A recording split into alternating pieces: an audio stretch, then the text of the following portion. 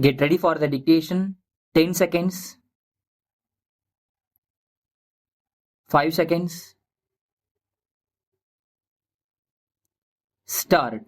Mr. Speaker, sir, I have dealt with many points raised in the course of the debate. There are only one or two points which I will deal with now.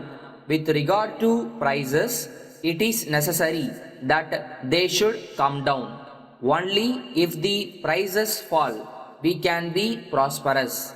If there are high prices, they may benefit the riots for the time being, but we cannot be prosperous.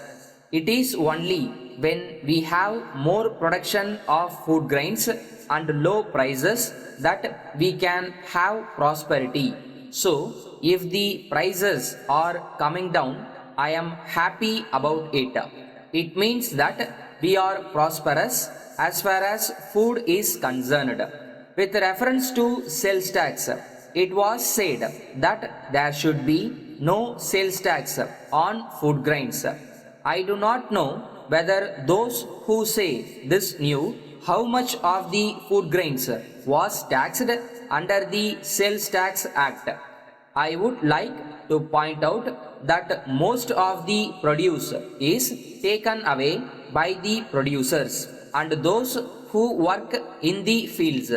In the circumstances that quantity does not come within the purview of the Sales Tax Act at all, necessary calculations have been made and I am told that only about 20% of the produce is sold in the open market. Even from this, we will have to exclude the grains which are sold by small traders in the streets for which there is no sales tax at all. So, it will be clear that the quantity that is sold in the open market will be very small and on this only sales tax is levied. I may mention that this is purchased not by the rural people but by the urban people. So, we are collecting sales tax on food grains mostly from the urban people who are much better off than the people who live in the rural areas. From this point of view, it will be seen that the tax does not fall on poor people. So, I am sure it will be agreed that the tax is not such a burden on the poor people that it should be removed. Finally, I wish to say that we all want that our industries should prosper and that our laborers should not be thrown out of employment. I agree that some industrial undertakings have been closed down, but before we try to find out the reasons for it, we should see what we have done to make them close down these undertakings. So far as labor leaders are concerned, they want the same standard to be maintained in all undertakings and for this purpose they start agitations. When this is done, these undertakings try to satisfy them as far as possible. When they find that it is impossible to do so any further, they close down their undertakings. It is not as if we are not aware of the difficulty of laborers. We know the conditions under which they work. I come from a rural area and I am aware of the conditions of rural labor.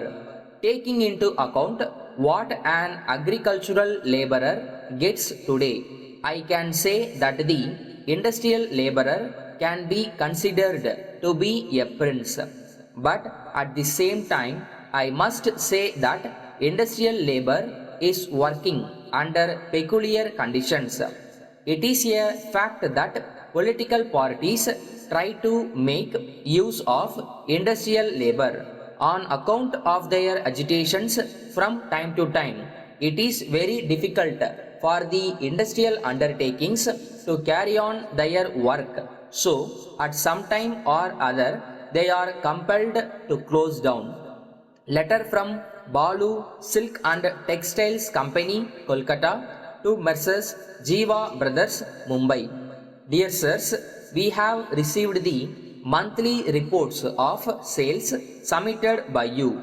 On going through them, we were surprised to find that for the past 1 year you have been holding very heavy stocks with you. We presume that this was done with the best of intentions and perhaps it was not noticed by you.